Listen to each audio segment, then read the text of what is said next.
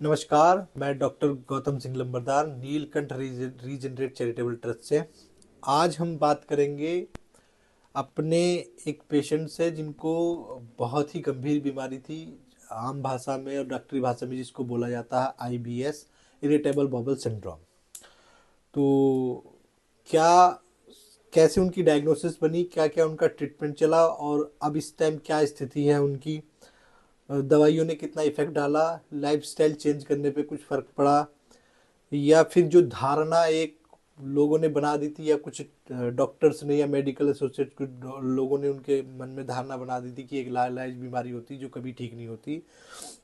तो इन्हीं कुछ पॉइंट्स को लेकर के आज हम बात करेंगे अपने पेशेंट प्रमोद सिंह जी से। नमस्कार प्रमोद जी। नमस्कार सर। क्या परेशानी हो रही थी सबसे पहले आपको? सबसे पहले लूज मोशन होते थे, पेट में परेशानी रहती थी। ये कितने दिनों पहले हुई थी परेशानी आपको ऐसी? 2016 से हो रही थी। 2016 से ऐसे हुई थी। तो ये आप जब बार बार वॉशरूम जाते थे, जी, उसके साथ साथ कुछ और भी लक्षण दिखाई दे रहे थे आपको? बस लगता था कुछ खाते थे तो लगता था कि लैट्रिन चल अब पतली लैट्रिन आती थी। अच्छा, घबराहट वगैरह कुछ? घबराहट, हाँ, जब जाते आते थे तो घबराहट होती थी, पसीने आ जाते थे। अच्छा, या जो हमारी सोच थी, कुछ नकारात्मक निगेटिव थॉट्स तो नहीं आते थे दिमाग में कि ये ठीक हो पाएगी मुझे या नहीं ठीक हो पाएगी? आते थे मगर अब नहीं आ रहे। अच्छा, आज मैं आपसे पूछना ये चाहता हूँ कि जैसे 2016 में बहुत लंबा टाइम आप बता रहे हैं, 10-11 साल, लगभग 10 साल आपके आसपास हो गए। उस पीरियड्स में आपने इस टाइम को लेकर के, मतलब इस बीमारी को लेकर के भी बहुत सारे इलाज, कई डॉक्टर से आप मिले भी होंगे, उन्होंने इलाज भी किया होगा। क्या डायग्नोसिस बनी थी सबसे पहले आपकी इस बीमारी को लेकर के?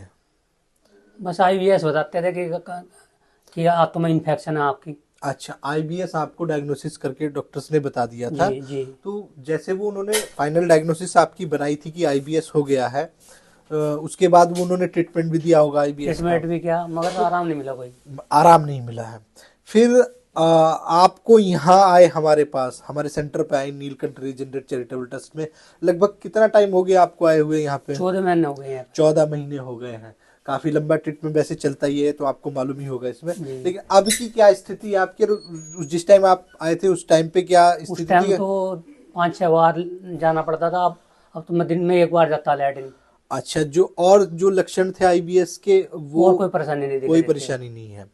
अच्छा, दूसरी बात मैं आपसे ये बताना चाहता हूँ, जैसे कि अभी आपने बताया भी कि देखो लंबा टाइम है, 14 महीने दवाई खाते हुए यहीं से हो गए। तो दवाइयों का एक इसमें पर्टिकुलर कोई कोर्स तो होता नहीं है, इसको मेंटेन करना पड़ता है, जैसे जैसा भी हो सकता है। डॉक्टर का अपना विवेक, या उस टाइम फाइनल डायग्नोसिस कैसे बनी है, कितनी बीमारी किस स्तर पे पहुंच गई, उस स्तर के हिसाब से दवाइयाँ चलानी पड़ती हैं। जी तो मेरा कहने का मतलब ये है कि अब जो आपकी दवाई चली है, आपकी जो डायग्नोसिस बनी है और आपकी जो दवाई चली है, आपको जो जितना आराम आप बता रहे हैं, ठीक है ना? जी।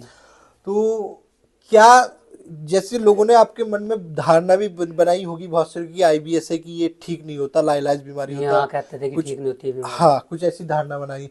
तो ये अब जैसे आपको इतना काफी हद तक आप अपने आप को आराम देख रहे हैं अपने आप में, जी, क्या आपको भी लगता है ऐसे कि ये मिथ्या जो धारणाएं बनाई हुई लोगों की कि ये लाइलाज बीमारी ठीक नहीं होती, तो क्या ऐसा पॉसिबल है कि ये ठीक हो सकती है? ठीक हो सकती है कि वो आराम है जब तो क्या कह ठीक हो सकती है। देखिए, मैं आप लोगों को बताना चाहता हूँ, आईबीएस को अगर एक अच्छे संबंधित चिकित्सक से फाइनल डायग्नोसिस बनवा करके उसकी, और इस अच्छे तरीके से अगर इसका आईबीएस का ट्रीटमेंट किया जाए, और साथ ही अपना जो जीवन शैली है उसको डॉक्टर के कहे अनुसार अगर बदला जाए, तो आईबीएस को काफ़ी हद तक ठीक किया जा सकता है।